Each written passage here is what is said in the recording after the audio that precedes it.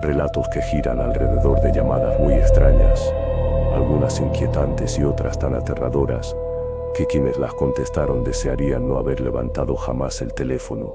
Bienvenidos, bienvenidas. Comenzamos. Eran alrededor de la 1, quizá las 2 de la mañana, cuando el teléfono de la casa comenzó a sonar. Ese sonido repentino, cortante, rompió la quietud de la madrugada, como si hubiera sido arrastrado desde otra dimensión. Me levanté de la cama con el corazón acelerado, y alcé la bocina. Bueno, buenas noches. Una voz desconocida, grave, sin emoción, preguntó si yo era familiar de Ramón. Dijo también el apellido, con una seguridad tan fría que me dejó paralizada. Sí, soy su esposa, respondí. La voz del hombre me informó que mi esposo había sufrido un accidente en plena autopista, que había chocado contra un tráiler, y que la muerte había sido instantánea. Me dijo, sin rodeos, que Ramón había llegado muerto al hospital. Me puse pálida. En ese momento, no podía creerlo, no quería creerlo. Fui al hospital y los médicos me confirmaron que ya no podían hacer nada. Mi esposo estaba deshecho. Me explicaron que los forenses habían recogido su cuerpo y lo habían llevado. Una grúa también se había llevado su carro. Estuve toda la madrugada en el hospital llorando. No había avisado a mis hijos. No quería despertarlos con una noticia así. Tenía miedo de que, al venir conduciendo en plena madrugada, les pasara algo. Decidí decirles todo al amanecer. Mientras esperaba, con los ojos hinchados y la voz quebrada, recibí una llamada. Era mi hijo, pero la pantalla decía que eran las 3 de la mañana. ¿Quién demonios le habría dicho que llamara? Contesté intentando disimular mis lágrimas. Buenas noches, mi amor. ¿Qué pasó? Mamá me dijo. Papá me acaba de llamar. Me dijo que ya casi llegaba a la casa, que no te preocuparas. Me quedé completamente confundida. Le expliqué lo que había ocurrido, lo que los médicos habían dicho y que estaba en el hospital. Pero él, aterrado, me juró que no tenía ni 5 minutos que había hablado con su papá, que la llamada había sido real. Mi esposo llevaba horas muerto. Mi hijo no me creyó hasta que llegó al hospital y vio la realidad con sus propios ojos. Aún así, él jura que esa llamada existió, que escuchó la voz de su padre, que su padre le dijo que pronto llegaría a casa. Yo no supe qué pensar. Tal vez Ramón quiso despedirse, pero aquella llamada fue demasiado extraña. Voy a contarles algo que mi amigo Martín me confesó durante un largo viaje en autobús, un relato que aún lo atormenta. Eran las 3:30 de la madrugada, cuando su celular comenzó a sonar. Él no esperaba ninguna llamada a esa hora. Medio dormido, con la mente pesada, estiró la mano hacia la mesita de noche. La pantalla mostraba un número desconocido. ¿Quién será a esta hora?, murmuró. Pensó en ignorarla, pero algo en su pecho se apretó, una ansiedad inexplicable, como si fuera una advertencia. Tal vez era un familiar.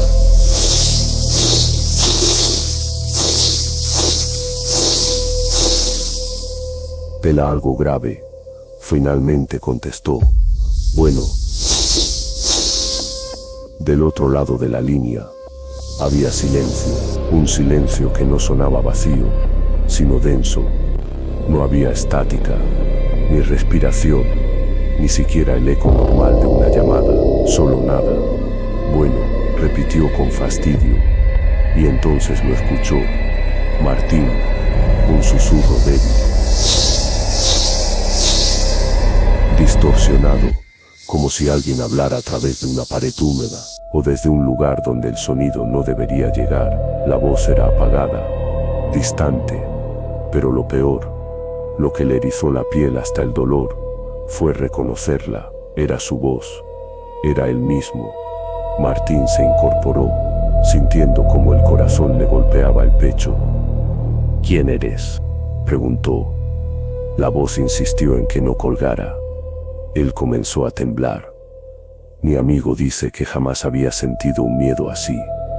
Al preguntar qué quería, La voz guardó silencio durante unos segundos eternos, antes de decir algo que lo destruyó por dentro. «Estoy afuera». Martín corrió a la ventana, apartó la cortina y vio a alguien de pie en la calle solitaria, mirándolo, quieto, inmóvil, observándolo directamente. La tenue luz del faro apenas iluminaba la figura, y entonces su celular volvió a sonar. El mismo número desconocido, con la voz temblorosa, contestó, sin apartar la vista de la silueta. «¿Quién eres?» «Yo soy tú». La figura levantó un teléfono y lo llevó a su oído al mismo tiempo que Martín, en perfecta sincronía. Él reconoció la ropa. Era la misma que llevaba puesta. El terror lo paralizó. No podía respirar, y la voz volvió a hablar. «No debiste contestar». La llamada se cortó, y la figura simplemente desapareció. No corrió, no se desvaneció caminando, solo dejó de existir, como si nunca hubiera estado allí. Martín revisó su historial de llamadas. No había registro de aquel número, ni llamadas a las 3 de la mañana. Nada. Él jura que no fue un sueño, que todo fue real. Yo tampoco creía en fantasmas, pero siempre hay una primera vez. Siempre, cuando me mudé a mi casa nueva en Tepic, una casa de 3 pisos, por la que llevaba años pagando. Jamás imaginé lo que viviría ahí. Los vecinos me miraban raro, como si supieran algo. No les di importancia. Pensé que quizá eran gente cerrada. Payasos, como solemos decir. La primera noche no pude dormir. En mi cuarto había un olor extraño, no sé cómo describirlo. Fétido, espeso, como algo podrido. Me asqueaba. Opté por dormir en la sala, donde el aire era más limpio. Pero cuando comenzaba a quedarme dormida, escuché pasos pequeños, pasos arriba, justo en mi habitación. No eran pesados, pero en el silencio absoluto, se escuchaban con claridad. Estaba tan cansada que preferí no pensar en ello. A la mañana siguiente, todo parecía normal, pero esa noche, mientras hablaba con mi hermano Ángel por teléfono, la llamada comenzó a cortarse, interferencias. Luego una respiración profunda, pesada, como la de un toro. Intenté hablar. «Bueno, Ángel». De pronto, un grito lejano, femenino, desgarrador, se filtró por la línea. Miré la pantalla. La señal estaba perfecta, y la llamada se cortó sola. Cuando llamé de nuevo, Ángel me dijo que se le había acabado la batería, que no sabía de qué hablaba. Esa noche me quedé pensando en lo que había escuchado, intentando encontrar una explicación lógica, pero más tarde, cuando por fin estaba quedándome dormida, escuché de nuevo cómo arrastraban las sillas en la cocina, muy despacio. Al despertar, el ruido seguía. Bajé y encendí la luz. Una silla estaba lejos de su sitio. No había ningún rastro de animales, cerraduras intactas, nada. Los días pasaron y las llamadas extrañas continuaron. Interferencias, voces, respiraciones. Una noche hablé con mi madre, y entre ruidos y cortes, escuché claramente la voz tierna de una niña diciendo: «¿Verdad que tú sí me escuchas? ¿Verdad que tú sí me escuchas?». Colgué aterrada, y entonces comenzó el ruido de mi cama, siendo arrastrada arriba. Al subir las escaleras, conté los escalones para no entrar en pánico, pero el teléfono volvió a sonar. Mi madre, asustada, juraba haber escuchado gritos. Yo también había escuchado a una niña, pero ella me dijo que estaba sola. En mi cuarto la cama estaba arrugada, como si alguien hubiera tirado de las cobijas. Le conté todo, y mi madre me sugirió rezar o bendecir la casa. Me pareció absurdo, pero no dije nada. Una noche, mientras extendía las cobijas, golpeé accidentalmente el foco. Se rompió, sumiendo la habitación en una oscuridad absoluta. Maldije mi torpeza, y entonces la vi, una silueta negra, del tamaño de un niño, al pie de mi cama. Salí corriendo de la casa, llorando.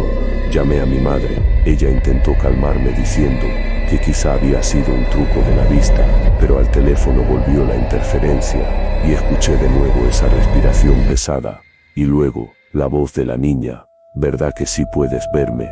¿Verdad que sí puedes verme?». No pude más. Tomé un taxi y me fui con mi madre. Ella también había escuchado gritos lejanos en la llamada. No dormimos en toda la noche. Al día siguiente llevamos un padre a la casa. Él dijo que ahí había muerto una niña, que cayó desde el segundo piso por descuido de su madre, y que tal vez su espíritu aún estaba allí, sin saber que había muerto. Con misas y bendiciones, los fenómenos comenzaron a cesar, pero nunca olvidaré lo que escuché. Meses después compré un celular nuevo, un Samsung A50, puse el chip y comencé a instalar mis aplicaciones. Una de ellas, Messenger. Un día me llegó un mensaje de un perfil desconocido. No tenía foto, solo imágenes grotescas, perturbadoras. No respondí, pero insistió todo el día con un simple hola. A la mañana siguiente, vi que había llenado el chat con decenas de mensajes hasta la 1 de la madrugada. Llegué a casa a las 8 de la noche, preparé la cena y comenzaron a entrar llamadas de un número desconocido. No respondí. En la ducha llegaron más mensajes. Hola. ¿Por qué no me respondes? Ya vi que viste mis mensajes. Lo bloqueé y entonces llegó la llamada normal. Contesté. Bueno, ¿por qué me bloqueaste? Tuviste tiempo para bloquearme en la ducha, pero no para responderme. El escalofrío que me recorrió no se lo deseo a nadie. Colgué de inmediato. Llamé a la policía. Revisaron todo. Nadie. Desde entonces, jamás me volvieron a contactar. A veces sigo preguntándome cómo consiguió mi número, si ni mi propia familia lo tenía aún. Otra historia ocurrió en el grupo familiar de WhatsApp. Una noche todos hablábamos cuando mi abuela mandó un audio. Al inicio se escuchaba bien, pero luego, una voz masculina, profunda, oscura, se entrometió diciendo: lárguense todos. La voz estaba demasiado cerca del micrófono. Mi abuela estaba sola, mi abuelo dormía, y esa voz no era de ningún familiar. No la reconocimos. Nadie juega una broma así, y menos mi abuela. Si quieres que sigamos creciendo juntos y contando historias que te erigen la piel, suscríbete al canal. Lo mejor y lo más aterrador aún está por ver.